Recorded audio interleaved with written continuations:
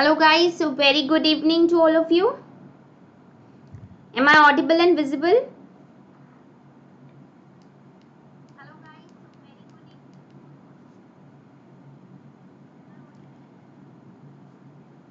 Okay, good evening guys. Please type in the chat whether the audio and the video is clear to all of you.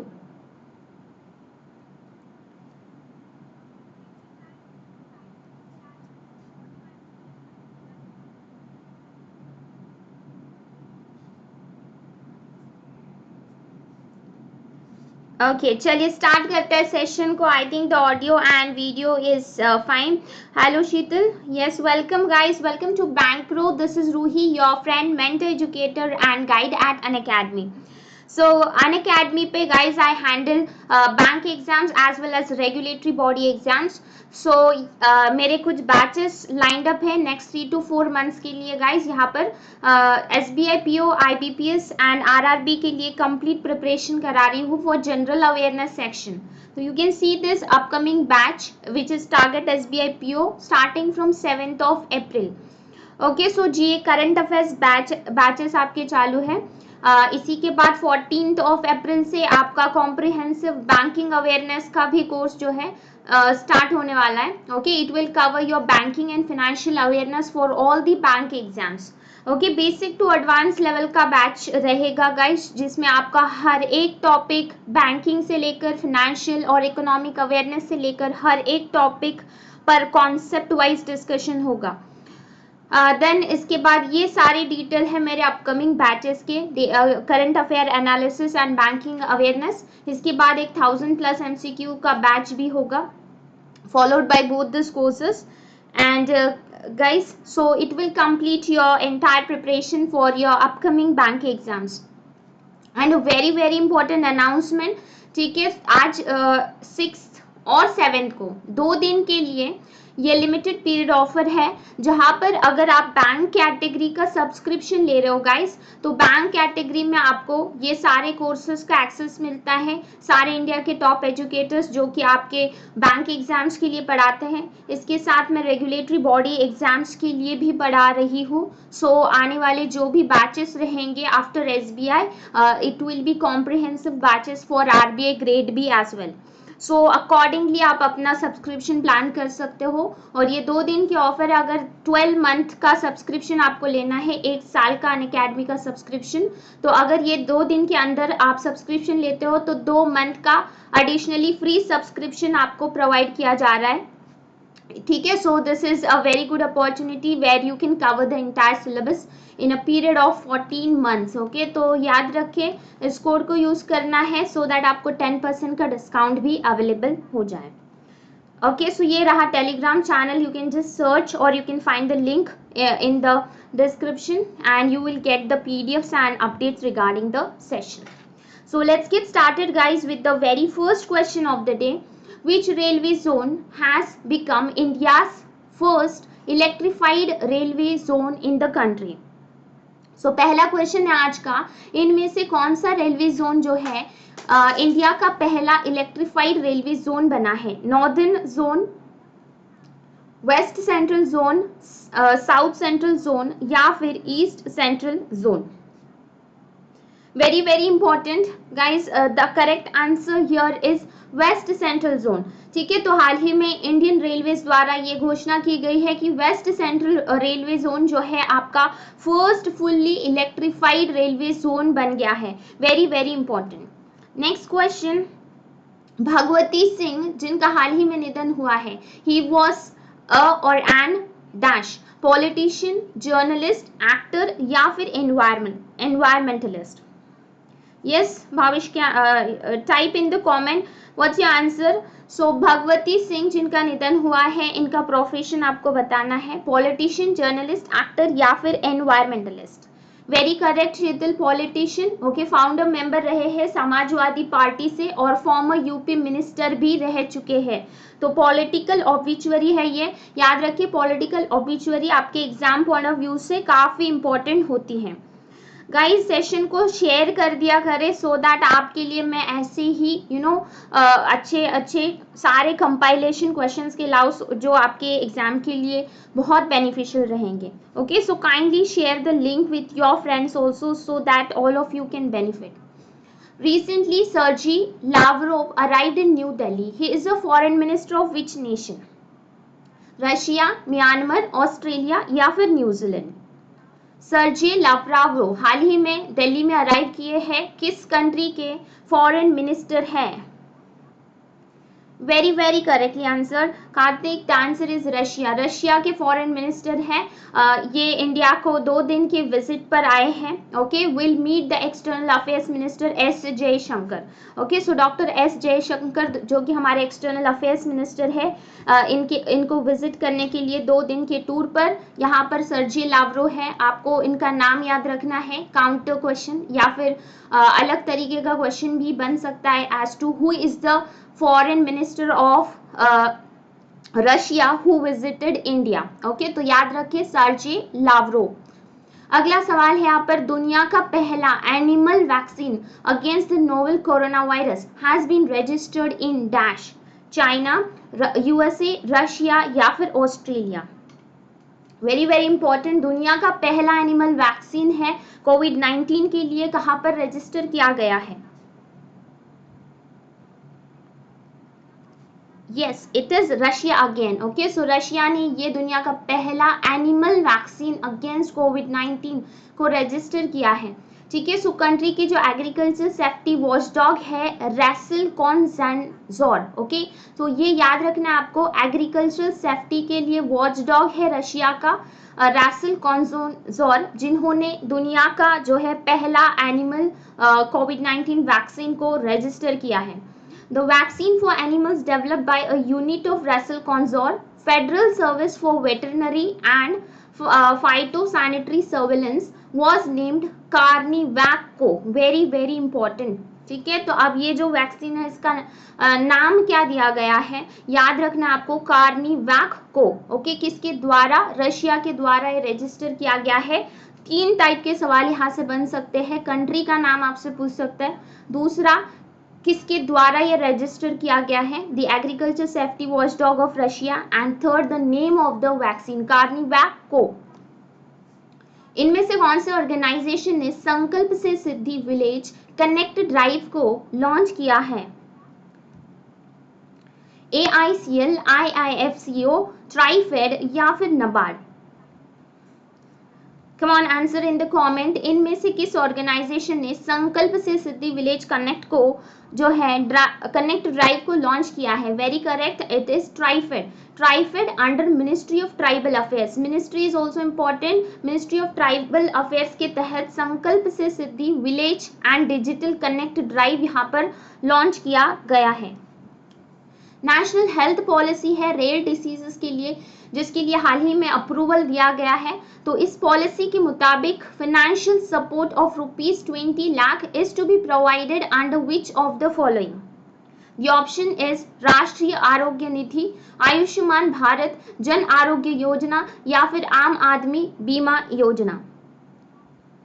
सो 20 लाख का financial support किस योजना के तहत दिया जा रहा है? National health policy for rare diseases के तहत, जिसे हाल ही में अप्रूवल दिया गया है. The correct answer here is Rashtriya Arogya Nidhi. याद रखना है guys, the schemes are very very important. So Rashtriya Arogya Nidhi doctor Harshvardhan जी, जो कि हमारे यूनियन हेल्थ मिनिस्टर हैं, इनके द्वारा national policy for rare disease 2021 को अप्रूवल दिया गया है. The basic aim about this policy is to lower the high cost of treatment for rare diseases with increased focus on indigenous research and local production of medicines. ठीक है, तो यहाँ पर जो रेयर डिसीज है उसके लिए जो हाई कॉस्ट ट्रीटमेंट इन्वॉल्व है उनको उस कॉस्ट को कम करना और हमारे खुद के डेवलप किए हुए रिसर्च एंड लोकल प्रोडक्शन होने चाहिए, लोकल प्रोडक्टिविटी होनी चाहिए मेडिसिन की. ये इस पॉलिसी का मेन पर्पस है. A provision for financial support, याद रखना आपको, कितना फाइनेंशियल असिस्टेंस दिया गया है? ₹20 लाख का फाइनेंशियल असिस्टेंस दिया गया है under the umbrella scheme of Rashtriya Arogya Nidhi. ठीक है. So this is propose for the treatment of rare diseases that require a one time treatment. This is listed under the group 1 in the policy. अब ये जो राष्ट्रीय आरोग्य नीति है, निधि है, इसके ग्रुप 1 में रेयर डिसीजेस को लिस्ट किया गया है और उसके लिए 20 लाख का जो है फाइनेंशियल सपोर्ट यहाँ पर दिया गया है. Mark it as a very very important question. At least आपको ये अमाउंट पूछा जा सकता है या फिर आपको ये पूछा जा सकता है कि ये कौन सी स्कीम है. स्कीम का नाम भी आपसे पूछ सकते हैं. अगला सवाल है यहाँ पर, which country chaired the meeting of 17th BIMSTEC ministerial meeting. 17वीं जो BIMSTEC ministerial meeting रही है, इसके चेयर कौन सी कंट्री ने इसे चेयर किया है? श्रीलंका ने, इंडिया ने, थाईलैंड ने या फिर साउथ अफ्रीका ने? Very very correct. The answer is Sri Lanka. Okay, so Sri Lanka has chaired the 17th BIMSTEC, that is Bay of Bengal Initiative for Multi-Sectoral Technical and Economic Cooperation. ठीक है, तो BIMSTEC का full form याद रखना है आपको. BIMSTEC ministerial meeting हुई थी जिसमें हमारे external affairs minister doctor S Jaishankar ji ने इंडियन साइड से पार्टिसिपेट किया है. Very very important. They might ask you who is the representative from Indian side. So Dr. S. Jaishankar. 5 दिन का लॉन्ग ट्यूलिप फेस्टिवल इनॉग्रेट किया था on the foothills of dash in Jammu and Kashmir. Afarwat hills, Zabarwan hills, Pir Panjal range या फिर Harmukh?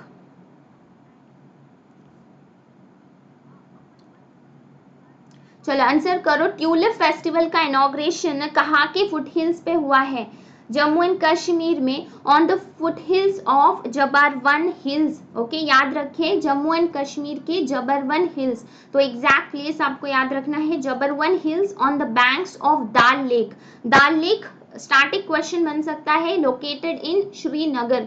Okay, सो यहाँ पर Kashmir valley पे Jammu and Kashmir के जबरवन हिल्स पर 5 दिन के ट्यूलिप फेस्टिवल की शुरुआत हुई है जिसका इनॉग्रेशन जम्मू एंड कश्मीर के लेफ्टिनेंट गवर्नर मनोज सिन्हा द्वारा किया गया है. ओके, तो यहाँ पे 2-3 क्वेश्चंस बन सकते हैं as to who has inaugurated this festival. So इस फेस्टिवल का नाम है tulip festival, inaugurated by Manoj Sinha and the venue okay is Jabarwan Hills. Okay, foot hills. Okay, foot hills of Jabarwan Hills. So the lower side of the hills. Okay, hill का जो lower side होता है इसे कहते हैं foot hills. तो Jabarwan Hills जो कि दाल लेक पे on the banks of Dal lake situated है. इनमें से कौन सा ऑर्गेनाइजेशन है to set up wholly owned subsidiary Bharat bill pay limited? So I think we have seen such news in the yesterday's session also. So which organization has announced to set up wholly owned subsidiary Bharat Bill Pay Limited?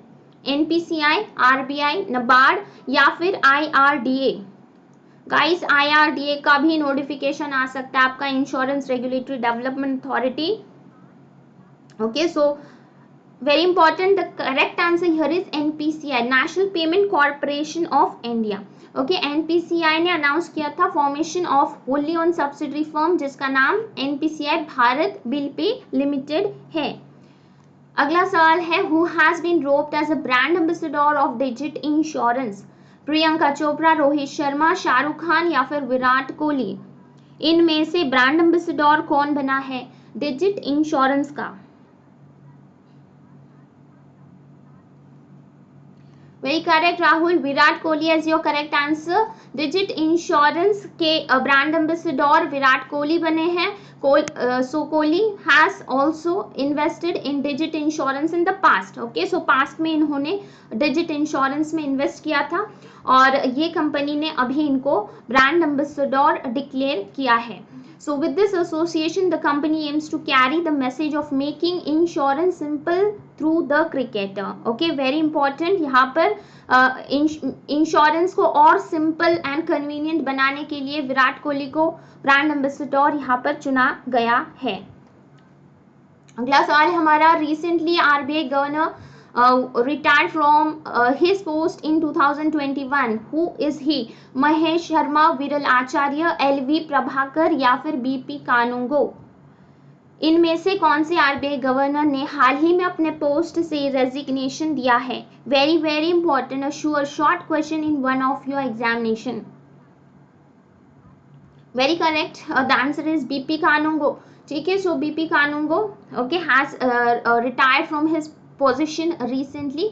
ठीक है, so against expectation of getting a second extension, the senior most deputy governor B P Kanungo retired from RBI on completion of his 1 year extension.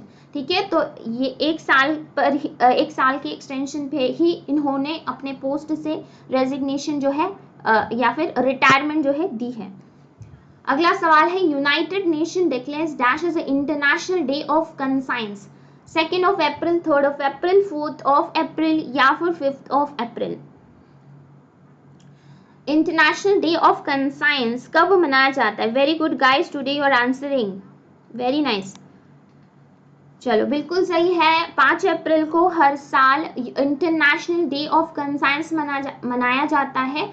So this day is to remind people to self reflect, follow their conscience and do the right things. very very important. okay, self reflection, अपने conscience पे, belief पे भरोसा रखना और do the things in a right manner. okay, to remind people do the things in a right manner, very important. all over the world United Nations ने इस दिन को 5 अप्रैल पर रिकॉग्नाइज किया है. आई होप सारे स्टूडेंट्स ये आंसर करते हैं कि इंटरनेशनल डे ऑफ कंसाइंस कब मनाया जाता है? 5 अप्रैल को. बट आप लोग ये भूल जाते हो कि इस दिन को रिकॉग्नाइज किसने किया है. तो इस टाइप का क्वेश्चन आता है तो you guys make a mistake. तो याद रखिए कौन सा ऑर्गेनाइजेशन इसे रिकॉग्नाइज कर रहा है. यूनाइटेड नेशंस ने इस दिन को ग्लोबली रिकॉग्नाइज किया है.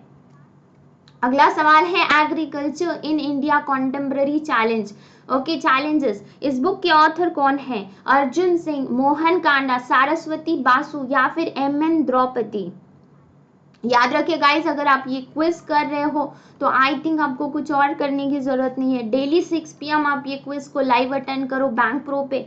और इसी के साथ संडे को 11 बजे से 12:30 बजे तक की मैं ग्रैंड मैराथन लेती हूँ स्पेशल क्लास में अनअकैडमी के, जहाँ पर ये सारे क्वेश्चंस भी होते हैं और इसके अलावा और भी क्वेश्चंस होते हैं जो आपके डिफ़िकल्टी लेवल को और अगर एग्ज़ाम डिफ़िकल्ट हो जाए तो वो सारे क्वेश्चंस भी मैं संडे के मैराथन में कवर करती हूँ. तो मेक श्योर कि ये डेली का सेशन और वो स्पेशल क्लास आप फॉलो करेंगे तो आपको कुछ और करने की ज़रूरत नहीं पड़ेगी.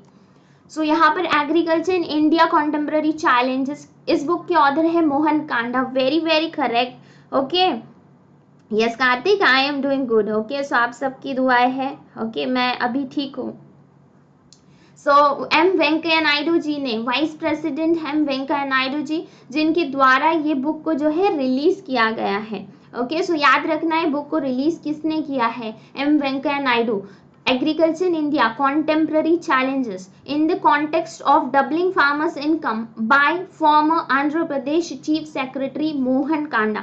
ठीक है, तो मोहन कांडा आंध्र प्रदेश के फॉर्मर चीफ सेक्रेटरी रहे हैं जिनके द्वारा बुक को ऑथर किया गया है. रिलीज और ऑथर दोनों याद रखना है. अगला सवाल है, रिसेंटली MLA वानखेड़कर दिग्विजय सिंह जाला passed away. He belongs from which state? Thank you Rahul, thank you so much.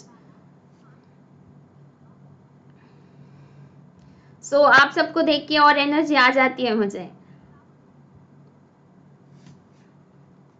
चलो, वेरी करेक्ट. सो ऑब्विचुअली से सवाल है, MLA वानखेड़कर दिग्विजय जाला, जिनका हाल ही में निधन हुआ था. ये फॉर्मर यूनियन एनवायरमेंट मिनिस्टर रह चुके हैं गुजरात के. तो जब भी कोई ऑब्विचुअरी का सवाल आपके सामने आता है, सो you have to remember the place and the profession most importantly.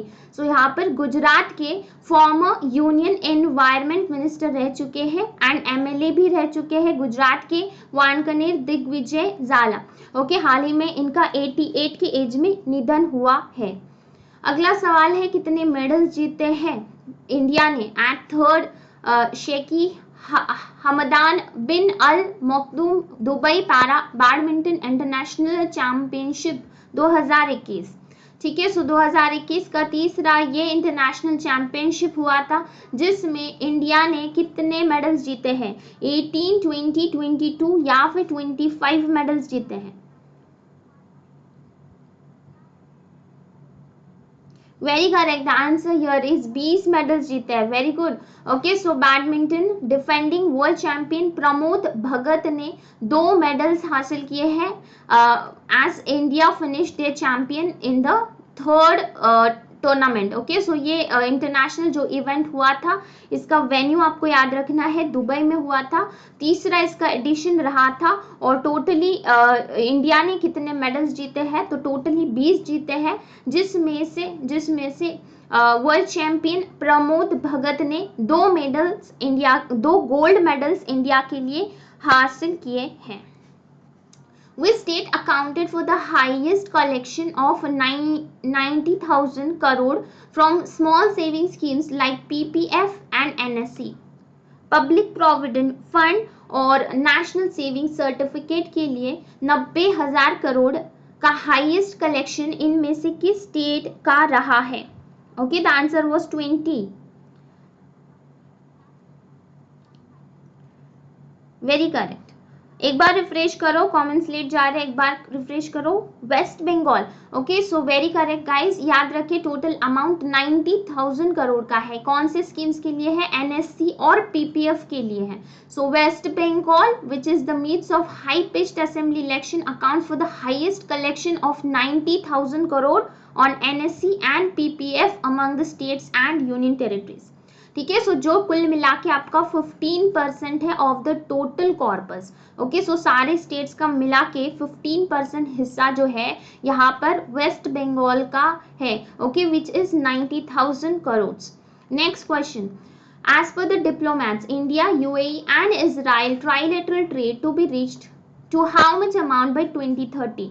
2030 तक के इंडिया, यूएई और इजराइल का जो ट्राइलेटरल ट्रेड है कितने अमाउंट तक होगा? 20 billion dollar, 75 billion dollars, 90 billion dollars या फिर 110 billion dollars? Very correct, the answer here is 110, 110 billion dollars. Okay, तो याद रखिए बाय 2030 कौन कौन से कंट्रीज है यहाँ पर? इजराइल है, ठीक है, इंडिया है, इजराइल है और यूएई है। Trilateral trade between this 3 countries 110 billion dollars by 2030। ठीक है, so basically this trilateral trade will focus upon mutual strengthening okay of the members and the business communities. So this is said that by 2030 India, UAE and Israel का जो trilateral trade है 110 billion dollars तक जाएगा। Who has taken over as the head of BCCI Anti-Corruption Unit? BCCI Anti-Corruption Unit के head कौन बने हैं? शब्बीर हुसैन, शेख रहमान, अजित सिंह या फिर Ramesh Modi? Who has become the head of BCCI Anti-Corruption Unit? very correct, Sheetal, Yash, Ankit. Shabbir Hussain farmer Gujarat के DGP रहे हैं। शब्बीर हुसैन, शेखालम, खांडवाला जिन्होंने ये चार्ज लिया है। अजीत सिंह ओके, अजीत सिंह को टेक ओवर करके हेड बने हैं बीसीसीआई एंटी करप्शन यूनिट के। 2 चीजें यहाँ से बहुत इंपॉर्टेंट है, the 2 things are very important. ठीक है ओके शुभम, ठीक है, तो यहाँ पे 2 चीजें इंपॉर्टेंट है, किसको टेक ओवर करके ये बीसीसीआई के हेड बने हैं, बीसीसीआई एंटी करप्शन यूनिट के हेड बने हैं अजीत सिंह को, और किसकी अपॉइंटमेंट हुई है? शब्बीर हुसैन की। तीसरी चीज, किस प्लेस से बिलोंग करते हैं? तो फॉर्मर गुजरात के डीजीपी रहे हैं। Recently Shashikala passed away, she belongs to which field? हाल ही में शशिकला जी का निधन हुआ है, किस फील्ड से बिलोंग करती थी? स्पोर्ट्स से, एक्ट्रेस रह चुकी है, ऑथर या फिर एक्टिविस्ट रह चुकी है?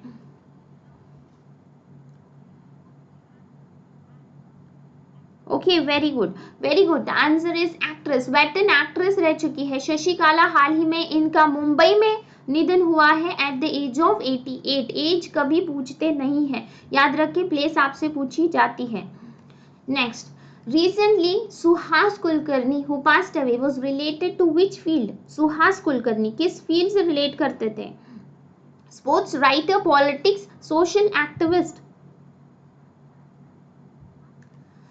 The answer is sports again. Okay, well known former international table tennis player रहे हैं।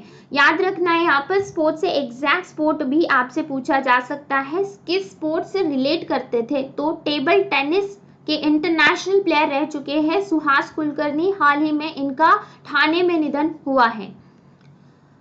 Who won the main single title of Miami Open 2021? Miami Open 2021 का सिंगल्स टाइटल किसने जीता है?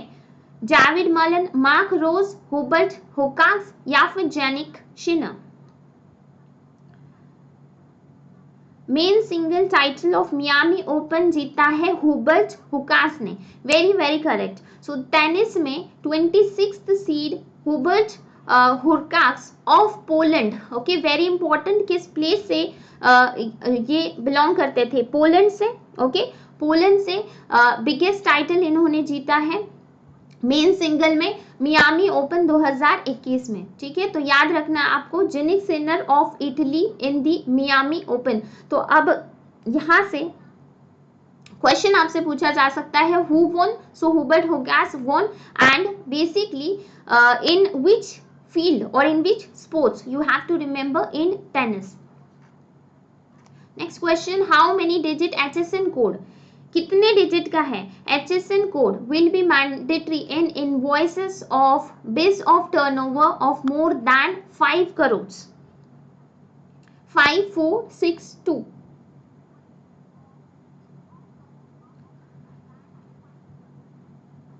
Okay, so more than 5 crore के टर्नओवर्स पे, के invoices पे HSN कोड मैंडेटरी किया है of how many digits? HSN code is of 6 digits. Okay, 6 digits का HSN code होता है।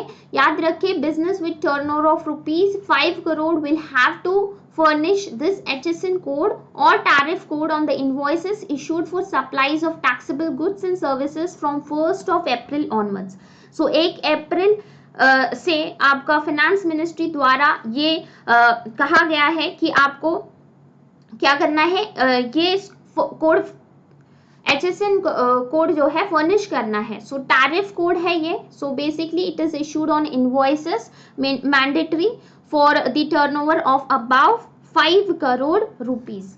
How much amount has been contributed by India for gender equality for women empowerment to United Nations?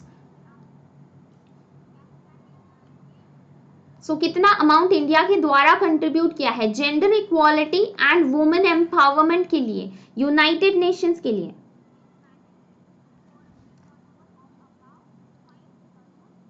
3 lakh dollars, 4,50,000 4 lakh या फिर 6 lakh? Very correct, it is 3 lakh dollars. ठीक है, तो याद रखें, इंडिया ने 3 लाख डॉलर जो है यूनाइटेड नेशंस को कंट्रीब्यूट किए हैं for gender equality and women empowerment. Next question, who launched the MyNep platform of NCTE portal? Ramesh Pokhriyal Nishank, Narendra Modi, Mansukh Mandaviya या फिर स्मृति ईरानी? इनमें से किसने MyNep प्लेटफॉर्म को NCT पोर्टल पे लॉन्च किया है? So it is the union education minister Ramesh Pokhriyal Nishank, जिन्होंने MyNep 2020 platform of national council for teacher education, NCTE का फुल फॉर्म याद रखना है, national council for teacher education, web portal पे ये MyNep प्लेटफॉर्म जो है लॉन्च किया गया है रमेश पोखरियाल द्वारा। सो ये ऑपरेशनल रहेगा 1 अप्रैल से 15 मई तक। Okay, 1st of April to 15th of May. Next question, who will head the expert committee formed for factories and dock workers by the Ministry of Labour and Employment? DK Shami, PLN Murthy, Saminder Sharma या फिर RK Ella Govan?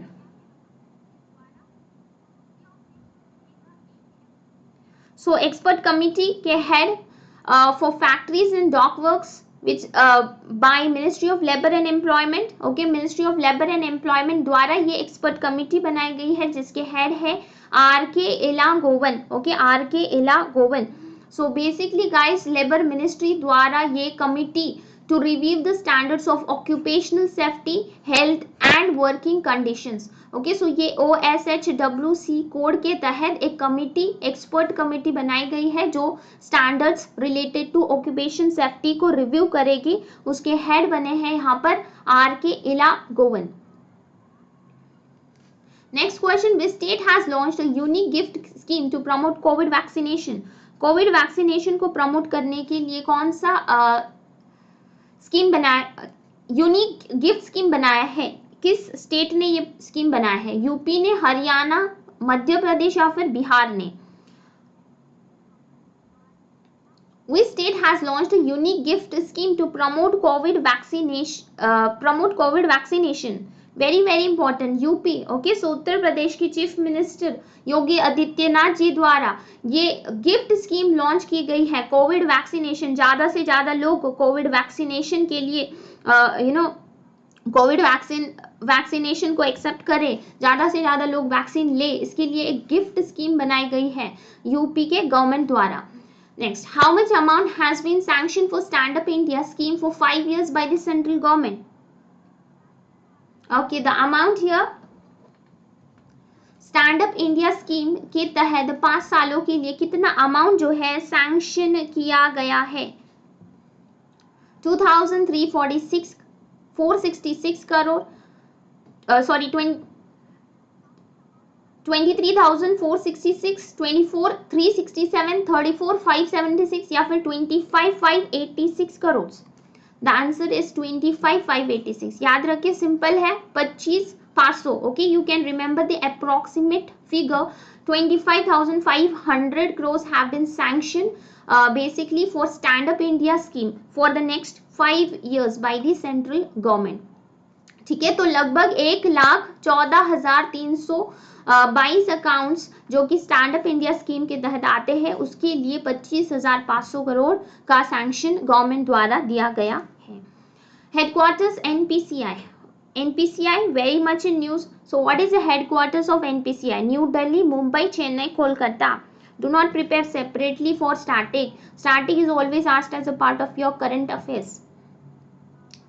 So as in when you study the current affairs, remember the static there itself. So NPCI की headquarters है मुंबई में. Very correct. So Israel की capital क्या है? Baghdad, Maputo, Sheikh हेल्स या फिर जेरूसलम? इजराइल की कैपिटल है Jerusalem. What is the headquarters of TRIFED? New Delhi, Mumbai, Kolkata, Chennai. TRIFED की headquarters, it is New Delhi. Okay, New Delhi. And what is the headquarters of BCCI? BCCI की headquarters, it is Mumbai again. Okay. Then Russia की currency yen, dollar, ruble, krone. जितने भी questions आज देख लिए उनसे related static question भी यहाँ पर कवर कर रही हूँ. सो वेरी करेक्ट, रशिया की करेंसी है rouble. Okay, so that were the questions for the day. How many of you scored maximum? क्या स्कोर रहा गाइस? कमेंट में आंसर करें, क्या स्कोर आपका आज के सेशन में आया. कोशिश करें ज़्यादा से ज़्यादा स्कोर करें. Okay, try reading. There are n number of educators taking daily current affairs class on Unacademy plus. Okay, make sure that आप किसी को फॉलो करें एंड डेली करंट अफेयर्स पढ़ते रहे एंड ये क्विज डेली बेसिस पर आप अटेंड करते रहो गाइस, सो दैट आपका मैक्सिमम प्रैक्टिस होगा. Okay, so there are many students who have cleared SBI clerk and PO through this sessions itself, through the quiz itself. Okay, so make sure that you revise it once again and attend the marathon on the weekend as well. ठीक है, तो आज 8:30 बजे एक मई का 3rd week का compilation ले रही हूँ. ओके, सॉरी, मार्च के 3rd वीक का. ओके, मार्च 3rd वीक का कंपाइलेशन ले रही हूँ 17 से. ओके, 17 मार्च ऑनवर्ड्स का है, तो 8:30 बजे सेशन है स्पेशल क्लास में, वो आप अटेंड करिएगा. Okay, that will help you lot. So again I am telling you, आज और कल के लिए ऑफर है. आने वाला मेरा जो भी बैच रहेगा, अभी तो SBI, IBPS और आरआरबी के लिए बैंकिंग अवेयरनेस और करंट अफेयर्स के बैच जो है लाइंड अप है। ओके, अगले 3-4 मंथ के अंदर मैं पूरा जीए का सिलेबस आपके एग्जाम के पहले पूरा कंप्लीट करा रही हूँ। इसके बाद we are having a lot of demand for RBI grade B batches also, because most probably अगस्त में आपका, अगस्त या सितंबर में आरबीआई ग्रेड बी का नोटिफिकेशन आ सकता है।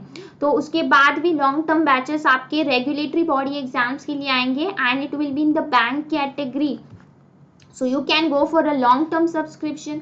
1 साल के सब्सक्रिप्शन पे 2 मंथ का फ्री सब्सक्रिप्शन यहाँ पर अवेलेबल है। ओके, आज का और कल का लिमिटेड टाइम ऑफर है। You can use this code and get a discount. Okay, so guys, take care, have a nice time. You'll find the PDF on the Telegram channel. Okay, go and revise that PDF. Okay, so take care, have a nice time. God bless you all.